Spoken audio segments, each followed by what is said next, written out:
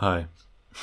It is now currently just past midnight, and I'm not well. So, to clear my head, I'm gonna go rollerblade, and I'm taking you guys with me.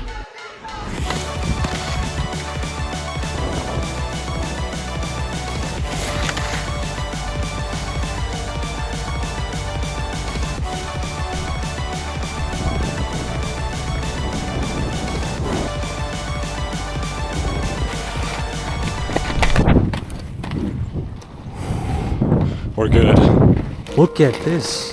Look how bad this road is. I don't think they had rollerbladers in mind when making this. Okay, this is way better. I'm also gonna be honest, I had zero plans for this video or like preparation. All I know is that it's been quite a rough month, and my mind is going at 1,000,000 miles an hour. I understand that it's not healthy to keep all of that stuff in your head. Oh my god, that is a hill. Oh shit, I'm going down. Oh shit. Look at that, I'm going down fast. Wait, look. It's the bat signal. Wait, did you guys see that? It's the bat signal. They're calling me. So I understand that it's not healthy to just sit there with all these thoughts and worries in your mind, just letting them ramble and, make you overthink and all that. Like, I understand that it's healthy to talk. It's just not always convenient to find something or someone to express that. So this is my way of doing that. This is my way of, expressing my feelings and letting it out, letting those thoughts out of my head. Maybe I'll feel better afterwards. I don't know. We'll see. This is quite a nice spot. I had nowhere to sit down, so I just found a random post sign, put my camera up there, and it's a double-sided coin. Like, on one side, I feel a lot of the times that I don't give myself enough time and enough opportunity to express my pain. That's the word. Because I just keep everything to myself. On the other hand, I hate talking because, well, no one cares. I know, there are people that care. I don't mean that. I just mean from my perspective. Everyone has their own worries, and, there's people that have it worse than me. Definitely. In the grand scheme of things, I'm very lucky and I'm very grateful to be in the position where I am today. Even to just be able to go at night and go rollerblading without a care in the world, I'm grateful for whoever. That may be God. I don't know. I do believe there's something out there though. I'm getting sidetracked though. What I was saying, I very easily fall into the thought of, well, there's people that have it worse than me. I know there's people that have it better than me, obviously, and I envy them a lot. I don't really always like talking about my pain and what's bothering me, because I hate feeling like that guy that comes with this sob story that's like, oh, this happened to me and that happened to me. Feel bad for me, please. The majority of people don't care. They have their own worries. They have their own stuff they have to deal with. And, chances are they have way worse things than I have.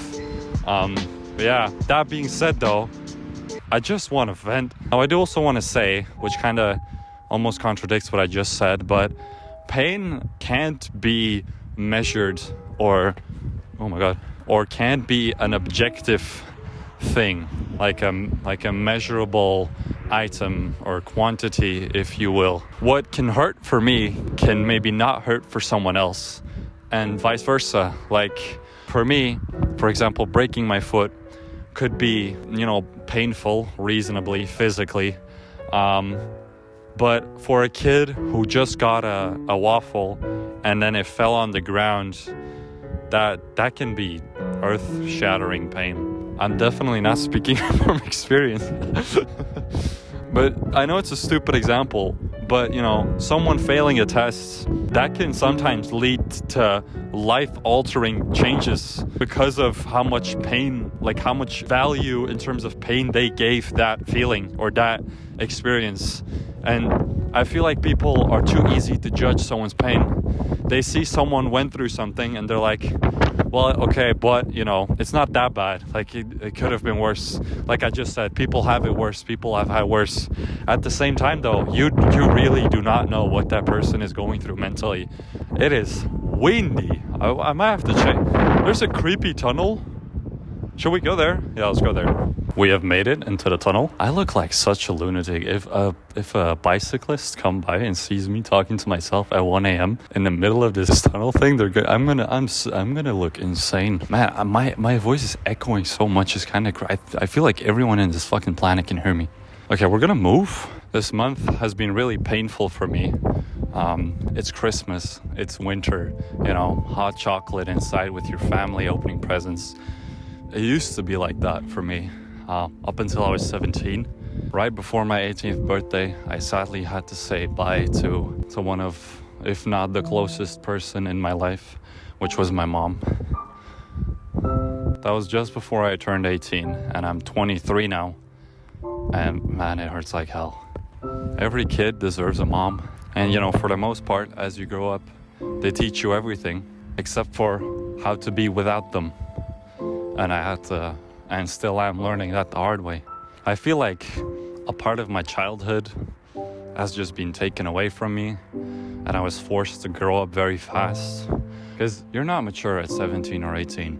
I know you're legally an adult at 18 in most places in the world, but mentally, man, you're a kid. You don't know shit. You don't know anything.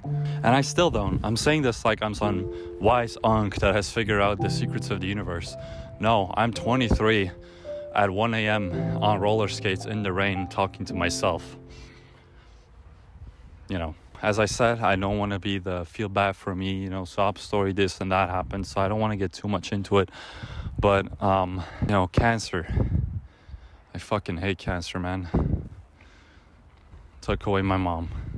And they say it gets better with time, but honestly, at least the way I'm experiencing it, or because of the lack of help that I've given my own mind, it hurts more every day. Because in my mind, every day that passes is a day further away from the last time I was with my mom, if that makes sense.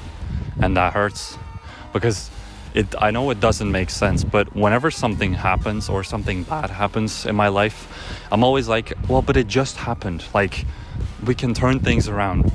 Obviously, we can turn things around. I cannot go back in time, at least not that I know of right now. But that feeling lingers because it's so recent. It's like, oh, but it's so recent. It's still in this time frame. It can be better. It can get better. This didn't have to happen. This shouldn't have to. It almost like I'm hoping some alternate universe will just spawn and I would have gone down that path, which I know that's not how it works. I know that. But in that thought, every day is a day further away from that day, and that shit hurts. I'm not gonna cry though, don't worry. This isn't, like I said, no sob story, I'm kidding. Whoa, I was smooth with it. Wait, gotta get a sick B-roll shot, hold on. Was that cool? I hope it was. That was pretty cool. That was pretty smooth. So where was I? Now, in saying all of this, I realized that I haven't given my mind the proper time to think and process and grieve. Because over these years, I felt like I have not had the opportunity at all to grieve. Like I said, I'm in a state of delusion where it's not real. I'm gonna wake up tomorrow, my mom's gonna be there. Everything that I used to cherish and had will be there. Probably not though, obviously. So now, what is it, 6 years later almost? I don't know, I can't count. I don't have the capacity for that right now. Whatever, many years later, I'm finally trying to give myself that time and space to process and grieve. And one process of that is talking about it, which is what I'm doing now. I don't know if anyone relates at all, if even a single soul sees this. If you do, just know that you're quite literally not alone. This handsome guy in the middle of nowhere, in the rain with roller skates, knows how you feel, if you can relate to what I'm saying. Another angle for you guys for keeping it interesting here, huh? Still though, whether I'm processing things or not, it still hurts a lot. Now, one thing that I've realized and noticed coming into this month is the 1st of December, the first day coming into this month, I didn't realize it was December. Not consciously, at least. I wasn't really checking the dates or anything. I just went to bed one night and I had a dream, and it was about my mom. And in that dream, most of the time, they are good, and I hate it. Well, why, you're asking probably. Well, the reason why is in that dream state, you forget momentarily that you're in a dream. So somehow in my already delusional mind, I'm like, wait, I'm in that alternate universe. Like, my mom is here, I can hug her, I can talk to her, I can do everything. And then I wake up and it's all gone. It was never real. It's a dream. And I hate that. I fucking hate that. It's like giving a child, going back to my example, it's like giving a child a perfect waffle and then smashing it on the ground right in front of him just as he's about to eat it. Like, it is soul crushing. Now, I had that dream of the night going into December 1st. And that was weird because I consciously didn't realize it, but somehow my subconscious mind knew. And some people might say it's like a sign, she's talking to me because, you know, this is the month that everything happened. But it's an interesting take. It's an interesting thing that I've noticed, that, or it could have been a coincidence, but from the looks of it, my mind knew and my mind remembers.